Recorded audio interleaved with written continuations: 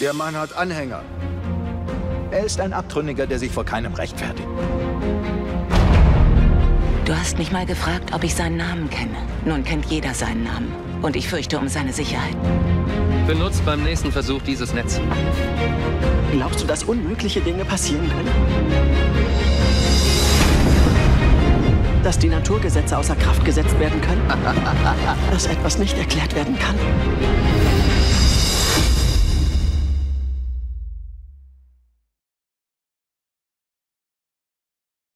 Erlebnis mit The Chosen, mit der Serie, die auf der ganzen Welt gestreamt wird, hoch und runter, mit The Chosen, einer Verfilmung über Jesus und wie dass er die Jünger berufen hat in dieser Zeit und was die für eine mögliche Lebensgeschichte auch könnten, so ein bisschen mitbringen in dem Moment, wo sie eben Jesus begegnen. Das ist kurz zusammengefasst, was wir hier erleben miteinander jetzt auch vor Ostern. Am nächsten Gast habe ich hier im Bistro heute, der Sam Kuhlmann. Ich freue mich sehr, mit dir jetzt auch ein bisschen eben die Begeisterung weiterzugeben, hoffentlich an den Leuten, die zuschauen.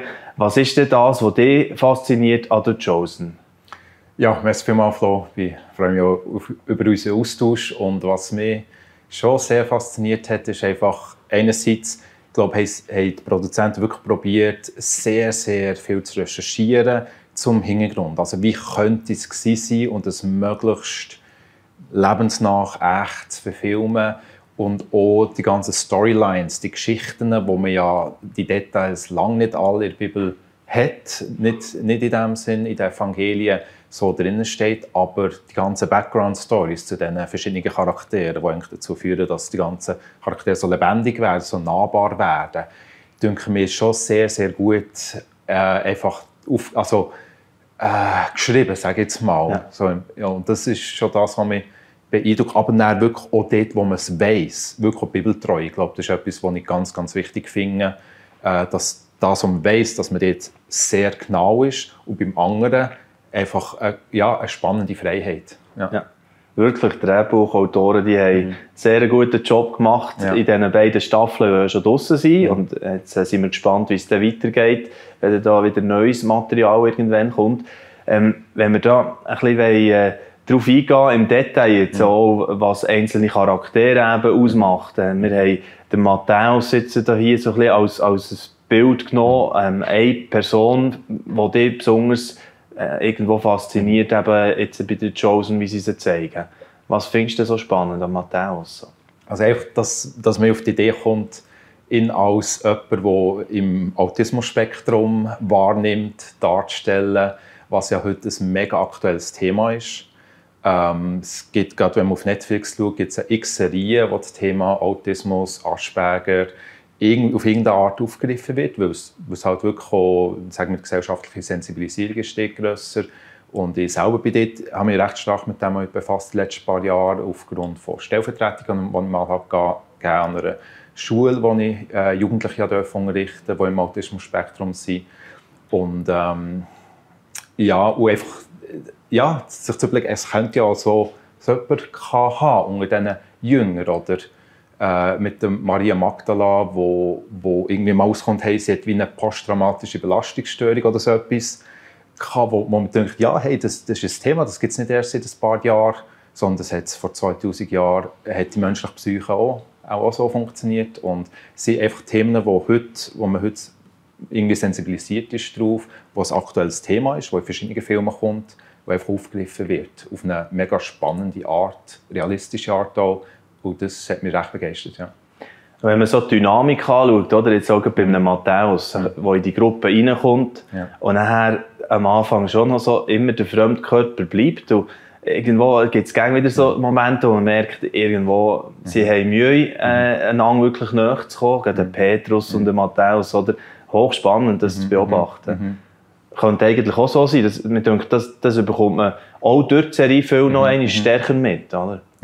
Ja, oder Petrus, eben, gut, bei ihm kann man ja davon ausgehen, der hat einfach 80-90% von dem, was von den Jüngern berichtet ist das, was der Petrus sagt, Aussagen. Also und er ist impulsiv, extrovertiert, hat vielleicht, heute könnte man sagen, ADHS oder vielleicht, oder? Und dann aber hat man auf der anderen Seite auch jemanden, der vielleicht ganz anders tickt und so. Und einfach in in dieser Breite, das wird sehr spannend dargestellt, die ganz unterschiedlichen Charaktere und auch die mögliche Spannung, oder es hat ja Spannungen gegeben, das wissen wir von dem, was in den Evangelien geschrieben ist, und die so ein bisschen ausgelebt zu sehen und wie Jesus damit umgeht, finde ich sehr, sehr gut dargestellt.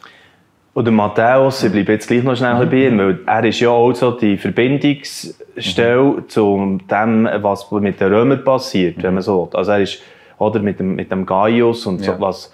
Und dann hat er die Freundschaft und du siehst, wie dass er irgendwo auch gewissen Zwängen unterlegen ist, aber auch, zum Teil hat er sie auch frei gewählt, sicher auch.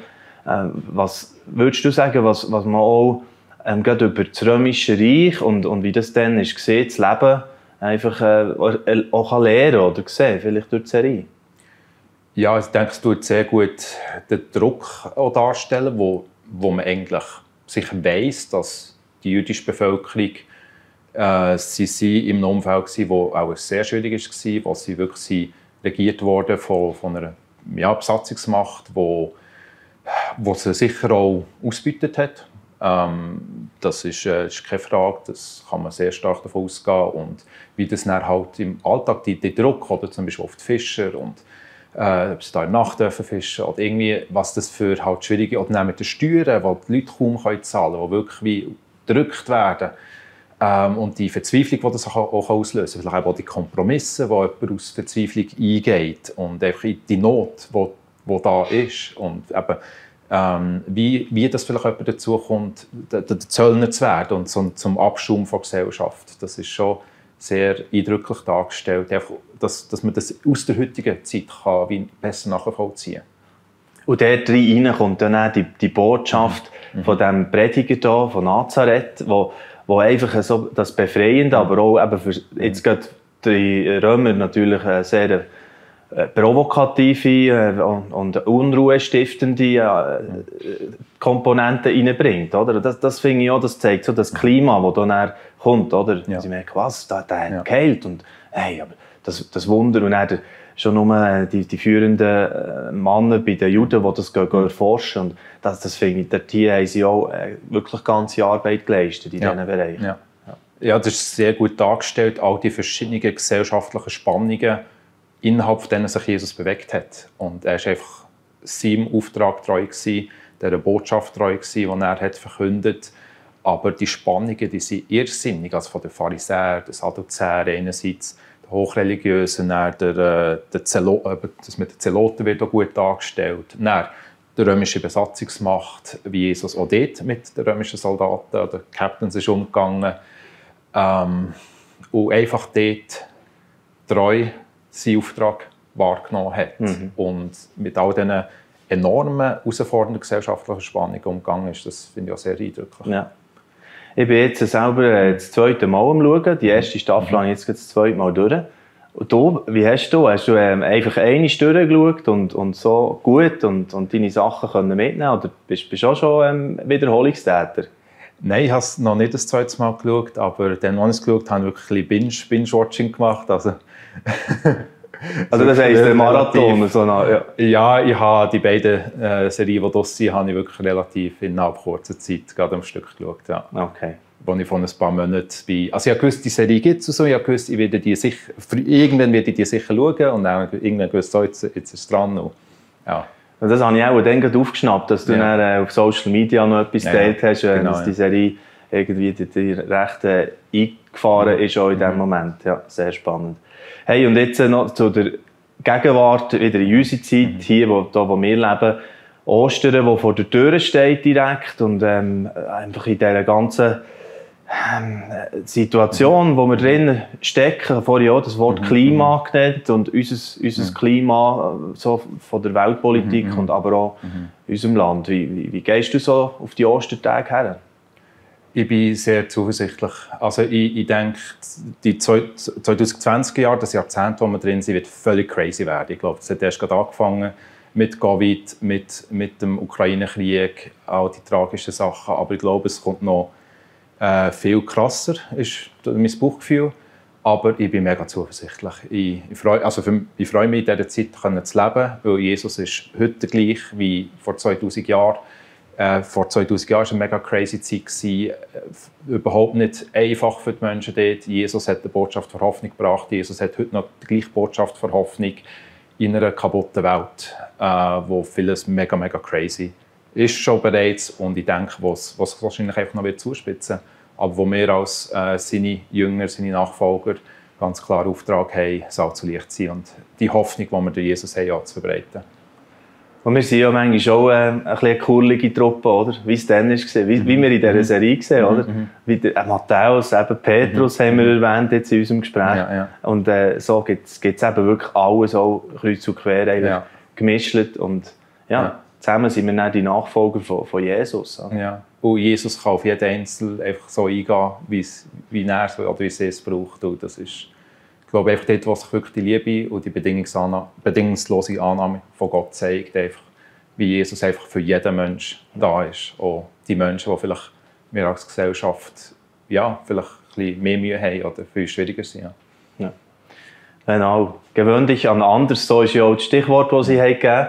Oder so das Motto bei der Serie «The Chosen», wo immer wieder jemand vorkommt. Unter anderem auch dort, wo der Matthäus berufen wird von Jesus, oder Petrus noch einschreitet. Ja, aber nicht doch der. Also, jetzt muss es ein Missverständnis sein. Und dann sagt doch Jesus so zu ihm, hey, gewöhn dich an anders. Also, das ist wirklich so ein bisschen das Motto auch von dieser Serie. Und spannend war, deine Sicht dazu zu hören, Sam. Cool, Mann, danke vielmals. Und wünsche natürlich dir auch gesegnete Ostern. Und es ist eine Freude, mit welcher Haltung du da auch hergehst und wie du da mit Zuversicht da weiter vorausschaust. Das freut mich mega. Ja, hat mich sehr gefreut und wünsche auch gesegnetes Auferstehungsfest und ja, dass die Hoffnung uns einfach, begleitet in den kommenden Jahren. Yes. Dieses Video ist nur möglich dank freiwilliger Unterstützung der Community. Unser Ziel ist es, täglich ein neues Video zu veröffentlichen. Um dieses Ziel zu erreichen, suchen wir 365 Videopartner, die uns mit je 150 Franken pro Jahr unterstützen. Als Videopartner trägst du direkt dazu bei, dass noch mehr Menschen das Evangelium hören und im Glauben ermutigt werden. Melde dich jetzt als Videopartner an unter www.livenet.ch/Videopartner.